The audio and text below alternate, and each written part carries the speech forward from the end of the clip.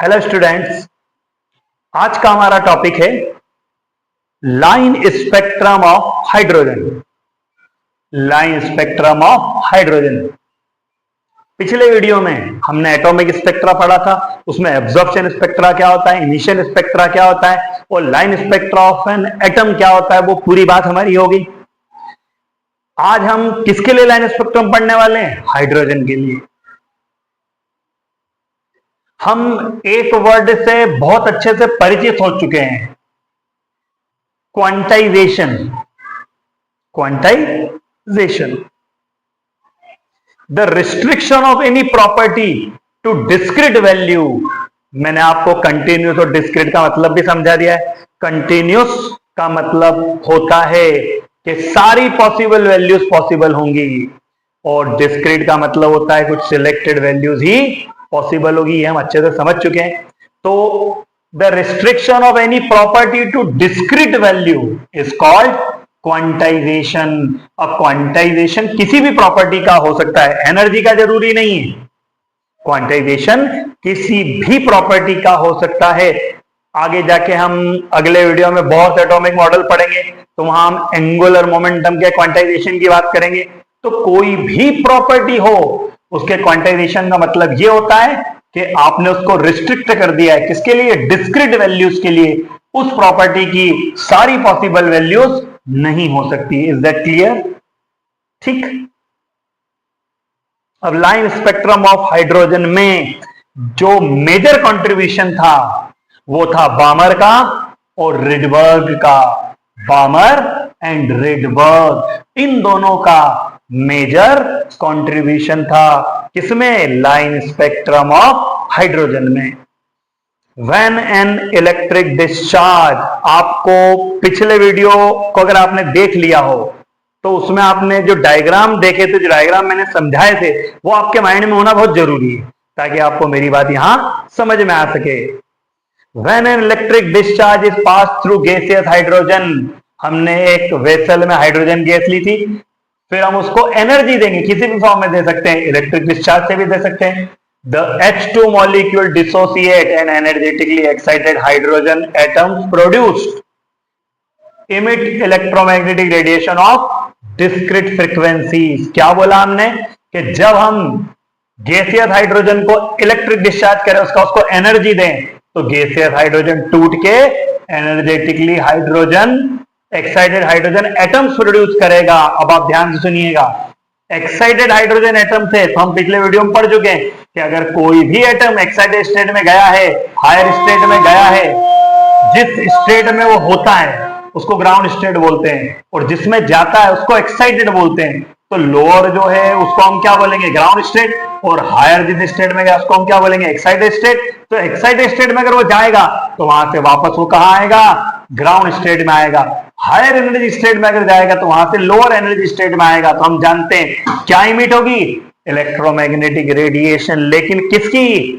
Discrete frequency की। यहां continuous frequency नहीं लिखा है, डिस्क्रीट फ्रीक्वेंसी की। और एक चीज हम पिछले कुछ वीडियो में समझ चुके हैं कि एनर्जी और फ्रीक्वेंसी प्रोपोर्शनल होते हैं, लेकिन एनर्जी और वेवलेंथ एक दूसरे के इनवर्सली प्रोपोर्शनल होते हैं। तो हम यहाँ ये बोल सकते हैं कि जो इलेक्ट्रोमैग्नेटिक रेडिएशन इमिट हो रही है वो डिस्क्रीट फ्रीक्वेंसी की होगी या डिस्क्रीट एनर्जी की होगी, एक ही बात है। तो आपको समझ में आ रहा होगा कि ये क्या इंडिकेशन है कि जो इलेक्ट्रोमैग्नेटिक रेडिएशन एब्जॉर्ब हुई होगी वो भी क्या होगी? डिस्क्रीट फ्रीक्वेंसी की होगी। इसलिए जो इमिट हो रही है वो भी किसकी है? डिस्क्रीट फ्रीक्वेंसी की है। The hydrogen spectrum consists of several series of lines named after their discoverers। Hydrogen spectrum में बहुत अलग अलग सीरीज की हम बात करेंगे और उन सबके नाम किसके नाम के बेसिस पे? जिसको उन्होंने डिस्कवर किया। तो सबसे पहले अगर हम बात करें तो हम सबसे पहले किसकी बात करेंगे? बामर सीरीज की। बामर showed in 1885 on the basis of experimental observations that if spectral lines are expressed in terms of wave number। अब ये जो वेव नंबर की हम बात कर रहे हैं, न्यू बार से रिप्रेजेंट किया जाता है। किससे? न्यू बार। और वेव नंबर होती क्या है? जो वेवलेंथ है किसमें एक्सप्रेस की हुई? सेंटीमीटर में। सेंटीमीटर में जो आपने वेवलेंथ एक्सप्रेस कर रखी है उसका रेसिप्रोकल जो है वो क्या होता है? वेव नंबर होता है, जिसको किससे रिप्रेजेंट करते हैं? न्यू बार से। ध्यान से सुनिएगा, जो सेंटीमीटर में आपने वेवलेंथ एक्सप्रेस कर रखी है उसका रेसिप्रोकल, उसको हम क्या बोल सकते हैं? वेव नंबर बोल सकते हैं। मैंने आपको अभी क्या समझाया है कि एनर्जी किसके प्रोपोर्शनल होती है? फ्रीक्वेंसी के। एनर्जी किसके प्रोपोर्शनल होती है? फ्रीक्वेंसी के। एनर्जी किसके इनवर्सली प्रोपोर्शनल होती है? वेवलेंथ के। तो एनर्जी भी वेवलेंथ के इनवर्सली प्रोपोर्शनल और वेव नंबर भी किसके? वेवलेंथ के इनवर्सली प्रोपोर्शनल। तो यहां से हम ये कंक्लूजन निकाल सकते हैं कि एनर्जी किसके प्रोपोर्शनल होती है? वेव नंबर के। और एनर्जी किसके प्रोपोर्शनल होती है? फ्रीक्वेंसी के भी।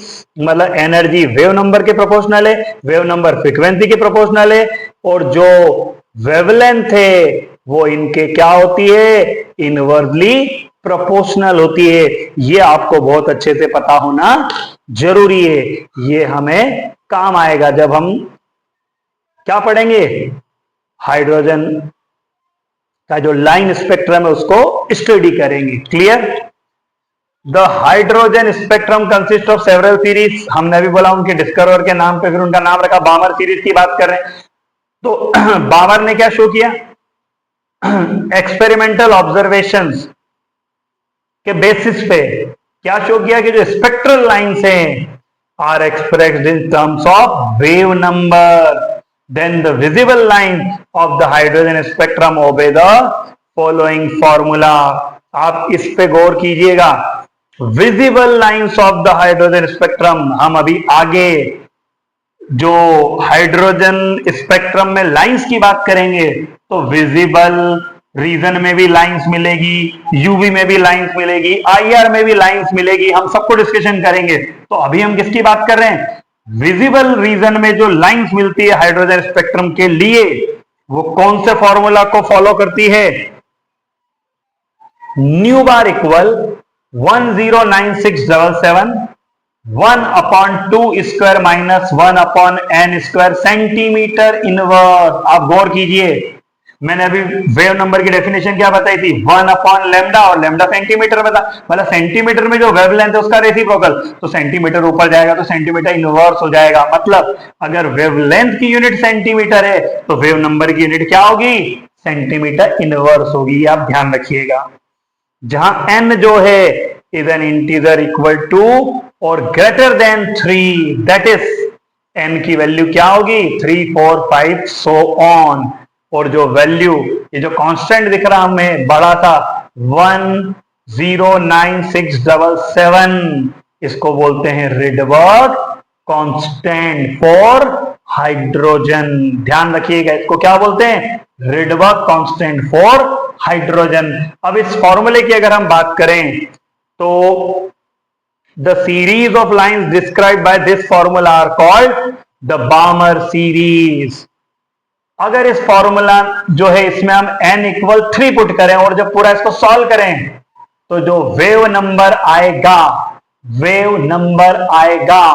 वो किसी एक लाइन के करस्पॉन्ड होगा। जब n इक्वल 4 रखेंगे तो जो वेव नंबर आएगा वो किसी दूसरी लाइन के करस्पॉन्ड होगा। मतलब हम n की वैल्यू 3, 4, 5 कंटिन्यू रखते जाएं तो हमें जो बामर सीरीज है वो मिलेगी। मतलब हमें बहुत सारी लाइंस मिलेगी जिनको हम क्या बोलेंगे? बामर सीरीज बोलेंगे। The Balmer series of lines are the only lines in the hydrogen spectrum which appear in the visible region of electromagnetic spectrum। अब हम जानते हैं कि इलेक्ट्रोमैग्नेटिक स्पेक्ट्रम तो बहुत बड़ा है और उसके विजिबल रीजन में जो लाइंस आती है उनको हम क्या बोलते हैं? बामर सीरीज बोलते हैं। Other series of lines are also obtained in the spectrum of hydrogen atom which lies in different regions of electromagnetic spectrum। Rydberg noted that all series of lines in the hydrogen spectrum, अगर हम बात करें तो हम उनको एक ही formula से या एक ही एक्सप्रेशन से क्या कर सकते हैं? रिप्रेजेंट कर सकते हैं। ऊपर वाला फॉर्मूला सिर्फ बामर सीरीज के लिए था, अब ये जो फॉर्मूला है ये जितनी भी सीरीज पॉसिबल है सभी के लिए क्या करेगा, वर्क करेगा। किसने दिया था ये, रिडबर्ग ने दिया था। ध्यान से सुनिएगा, इसमें पी और एन क्या करेंगे, वेरी करेंगे। अब एक बार हम पहले बामर सीरीज कैसे आती है उसकी बात कर लेते हैं, फिर हम इस फॉर्मूला पे आके और अदर सीरीज को क्या करेंगे, ऑब्टेन करेंगे। पहले हम डायग्रामेटिकली समझने की कोशिश करते हैं कि बामर सीरीज किसे बोला जाता है। ध्यान दीजिएगा, ये जो हम अब 2-3 वीडियो से बात कर रहे हैं एनर्जी लेवल्स की, ये हाइड्रोजन के एनर्जी लेवल्स हैं। n=1, n=2, 3, 4, 5, 6, 7 up to infinite, ये हाइड्रोजन के एनर्जी लेवल्स हैं। बामर सीरीज कब ऑब्टेन होगी, बामर सीरीज कब ऑब्टेन होगी, हमने अभी ऊपर देखा था n की वैल्यू 3, 4, उसका मतलब यह है कि जब थर्ड एनर्जी लेवल से, इलेक्ट्रॉनिक एनर्जी लेवल बोले हम, से अगर कोई इलेक्ट्रॉन, ध्यान से सुनिएगा, बोल दे हम कहां आएगा, सेकंड में आएगा एनर्जी लेवल में, तो बामर सीरीज की ये लाइन मिलेगी। 4 से 2 में ये लाइन, 5 से 2 में ये लाइन, मतलब किसी भी हायर एनर्जी लेवल से कहां आने की बात होगी, सेकंड एनर्जी लेवल में अगर आने की बात होगी तो जो लाइंस की हमें सीरीज मिलेगी उस सीरीज को हम क्या बोलते हैं, बामर सीरीज बोलते हैं। ध्यान से देखिएगा, सीरीज हमें मिलेगी और बामर सीरीज जो है वो विजिबल रीजन में मिलती है, तो विजिबल रीजन में मिलती है इसीलिए हमें कौन सी लाइन दिख रही है, कलरफुल लाइंस दिख रही है। ये आप ध्यान से देखिएगा, क्लियर। ये जब थर्ड इलेक्ट्रॉनिक एनर्जी लेवल से ट्रांजिशन होगा तो ये लाइन मिलेगी, 4 से ये, 5 से ये, 6 से, तो ये किस रीजन में आ रही है, विजिबल रीजन में आ रही है। ये कौन सी सीरीज है, बामर सीरीज है। हमें तो लीमन, पास्चन, ब्रैकेट, दूसरी बहुत सारी सीरीज नजर आ रही, पर अभी हमारा पूरा फोकस किस पे है, बामर सीरीज पे है। अब हम जो सेकंड फॉर्मूला था उसकी बात करते हैं कि इस फॉर्मूला में आर तो रिडबर्ग कांस्टेंट है, अगर हम p = 1 रख दें और n की value 2, 3, 4 up to so on हो, that is if transition of electron is from any higher orbit to the first orbit अगर हो, तो जो स्पेक्ट्रल लाइंस हमें मिलती है वो कौन सी सीरीज कहलाती है, लीमन सीरीज कहलाती है। और किस रीजन में आती है, अल्ट्रा वायलेट रीजन में आती है। ध्यान से सुनिएगा, सेकंड एनर्जी लेवल से, सेकंड या किसी हायर से फर्स्ट में, तो कौन सी सीरीज प्राप्त होगी आपको, लीमन सीरीज आपको मिलेगी। तो डायग्राम में अगर हम देखें तो ये सेकंड इलेक्ट्रॉनिक एनर्जी लेवल से ट्रांजिशन हुआ फर्स्ट में, ये थर्ड से, ये फोर्थ से, 5 से, कलरफुल क्यों नहीं है, क्योंकि ये यूवी रीजन में है, विजिबल के लेफ्ट में यूवी होता है, और यूवी हम जानते हैं कि सिर्फ विजिबल रीजन की जो लाइट होती है उसे ही हम देख सकते हैं। इस लाइट को, यूवी को, या इधर हम बात करेंगे तो आईआर होगी, इसको देखने के लिए हमें स्पेशल इंस्ट्रूमेंट की जरूरत पड़ती है। हम नॉर्मल आइज से यूवी को या आईआर रेडिएशन को नहीं देख सकते हैं, सिर्फ किसको देख सकते हैं, विजिबल को देख सकते हैं। क्लियर। तो लीमन सीरीज कब आने वाली है, जब आप लीमन सीरीज सेकंड या किसी हायर से कहां आएंगे, फर्स्ट में, लीमन सीरीज। बामर हमको समझ में आ गई, थर्ड या किसी हायर से सेकंड में।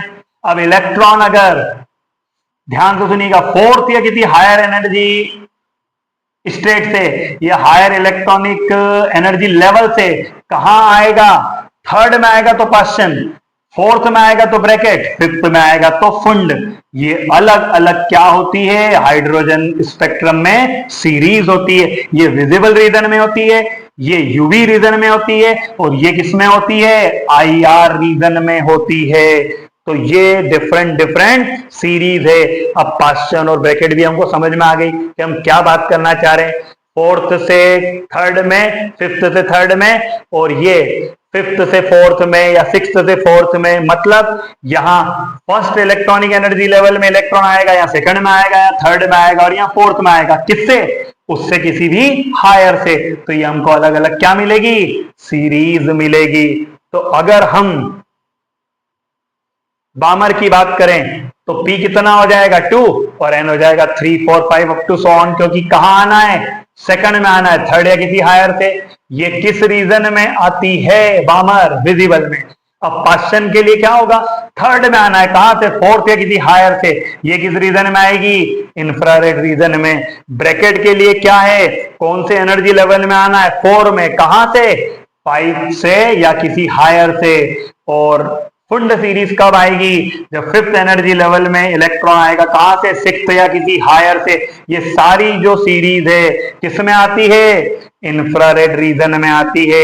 एक और सीरीज जो फिगर में नहीं है, हम्फ्री सीरीज, ये कब ऑब्टेन होती है, जब इलेक्ट्रॉन सेवंथ या किसी हायर एनर्जी लेवल से कहां आता है, सिक्स्थ में आता है। तो ये डिफरेंट डिफरेंट क्या है, सीरीज है, जो हमें हाइड्रोजन के लाइन स्पेक्ट्रम की अगर हम बात करें तो उसमें हमें देखने को मिलती है।